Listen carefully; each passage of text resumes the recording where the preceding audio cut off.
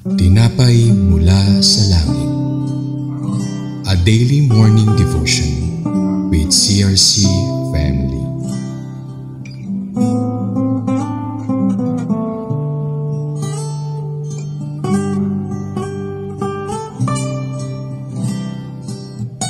Magandang umaga sa ating lahat. Ito po ang inyong lingkod, si Bishop Ernie Reyes ng Charismatic Restoration Church, Taal, Batangas. At purihin po ang Panginoon na muli tayong nabigyan ng pagkakataon na magbahagi ng salita ng Diyos dito po sa ating pang-araw-araw na programang Tinapay mula sa Langit. Bago po tayo magtuloy-tuloy sa ating pag-aaral ng salita, tayo muna po ay manalangin. Amang Diyos na makapangyarihan sa lahat, maraming salamat po sa kagandahang loob na sa kasariwaan po ng umaga, kayo po ang nauna, ang salita nyo ang nagiging pambungad sa pagharap po namin sa panibagong araw. Dalangin po namin sa mga oras na ito, samahan niyo po kami at kayo po ang manguna na sa kapahayagang maisa sa katuparan ngayon. Nawa ang lahat na ito ay ayon sa inyong kalooban at pamantayan. Nawa ang buhay na aming taglay ay patuloy pong maihanay ayon sa inyong nilalayon at ninanasa.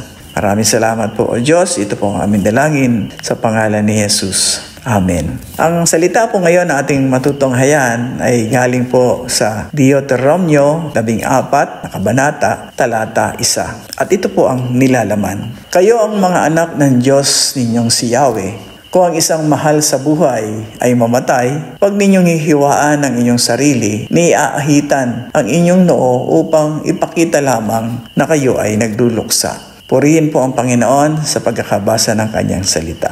Ang tema po ng ating tinatalakay ngayon ay bilang mga anak ng Diyos, tayo ay tinuturuan na ipakita ang ating pagkakakilanlan kay Kristo sa pamamagitan ng mahabaging pamumuhay na tumatanggi sa mga nakakapinsalang ritual, pagpapaunlad ng isang komunidad na binuo sa pagmamahalan at pangangalaga sa isa't isa.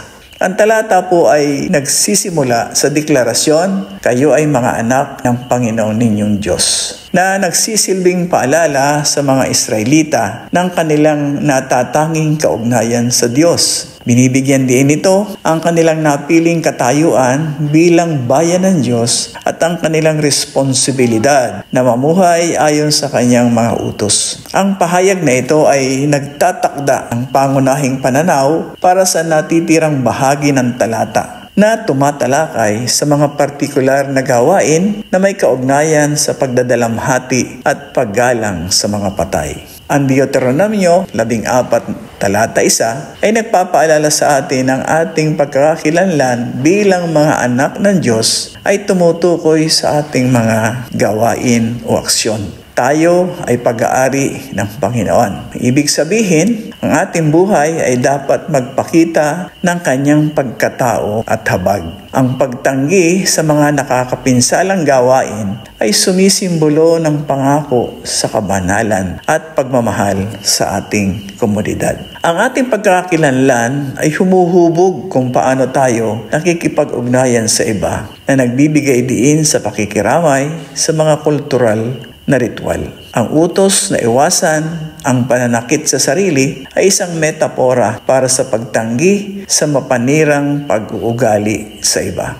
Sa pagpapakita ng pag-ibig ng Diyos, dapat nating unahin ng pakikiramay at pagmamalasakit sa isa't isa.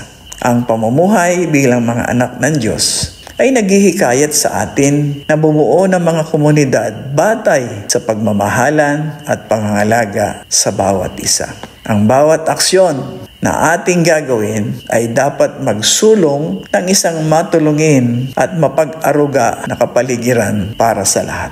Ang ating pagkikipag-ugnayan ay dapat maghatid ng biyaya ng Diyos na nagtataguyod ng pagkakaisa at pagkakaunawaan. Alam naman po natin na kung saan po nandoon ang pagkakaisa ay doon po na ibubuhos ng Panginoon ang kanyang biyaya at pagpapala.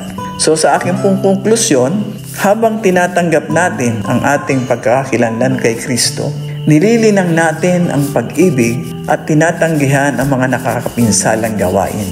Mangako po tayo sa pagbuo ng mga komunidad na nag-uumapaw sa habag, na sumasalamin sa biyaya ng Diyos sa bawat relasyon na naitatag.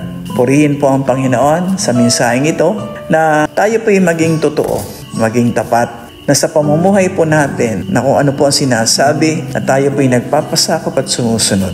Ito po'y magbubunga ng isang magandang komunidad, kung may itatama ang relasyon ng isa't isa at ang buhay naman po natin ay umaayon at naihahanay sa kanyang kalooban at layunin para sa atin. Maraming salamat po sa umagang ito at tayo po ay pinagpala ng salita at sino man po nakakapakinig ngayon ay mapagpala rin. Tayo po ay manalangin. Panginoon, maraming salamat po sa bahagi ngayong umaga. Nakita po natin ang mga ritual na nakakapinsala sa katawan na kung saan ito hindi nagiging maganda para sa isang relasyon at pagpapakita ng maling intensyon para lang mapaipakita na yung pagluluksa at pagdadalamhati ay may tama sa tamang pamamaraan. Kaya salamat po Panginoon sa mensaheng ito at nawa may tuwid at may tama po ang lahat sa aspeto na kung tayo man po ay namatayan, kung tayo man po ay magdadalamhati, itama po natin at ilagay sa lugar para sa ganoon hindi mabahiran ng anumang bagay na sisira sa anumang relasyon ng bawat isa.